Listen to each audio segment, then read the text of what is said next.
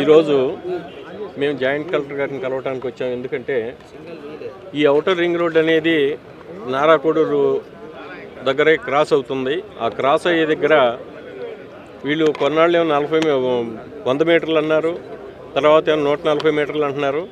సరే 100 మీటర్లు 140 మీటర్లు తీసుకున్నందుకు కాదు, కనీసం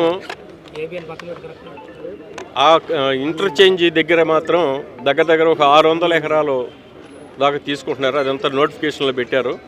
కాబట్టి ఈ నోటిఫికేషన్లో పెట్టినంత కూడా 600 ఎకరాలు తీసుకుంటే మా ఊరికి ఉన్నదే ఒక 1500 ఎకరాలు గవర్నమెంట్ ల్యాండ్ పోగా, ఆ 1500 600 ఎకరాలు పోతే మాకు ఇంకా మిగిలేదే ఉంటుంది. మాకు కూరగాయలను 2 పంటలు పండే భూములు ఉన్నాయి. కాబట్టి మాకు ఈ నోటిఫికేషన్లో వాళ్ళు ఇంటర్చేంజ్ కానీ ఇదంతా కూడా తగ్గించి ఎంతవరకు పెట్టుకోవాలో అంతవరకు పెట్టుకోవాలి. కానీ ఈ ఎగస్ట్రా పెట్టి 600 ఎకరాలు అనేది అవసరం ఉండదు.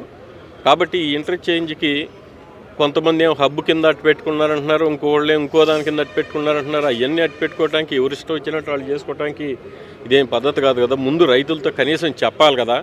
కనీసం ఇంతమంది ఆఫీసర్స్ ఉన్నప్పుడు మీకు ఇట్లా తీసుకుంటున్నారని చెప్పేవాళ్ళు కూడా లేదు. ఆ నోటిఫికేషన్ వేశారు. ఆ నోటిఫికేషన్ వేసింది కూడా ఎవరికి కూడా తెలియదు.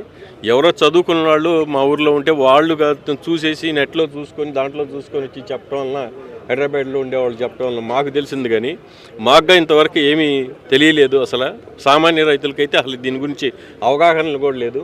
ఏదో మేమందరం వస్తున్నామని చెప్పి వాళ్ళు కూడా వస్తే వాళ్ళని కూడా తీసుకుంటాం. మేము కోరుకునేది ఏంటంటే, మీరు గవర్నమెంట్ ఎంతవరకు తీసుకుంటుందో 100 మీటర్లో లేదా 140 మీటర్లు అనేది కరెక్ట్గా చెప్పి అంతవరకు తీసుకోండి. అంతవరకు మేము అబ్జెక్షన్ చెప్పం.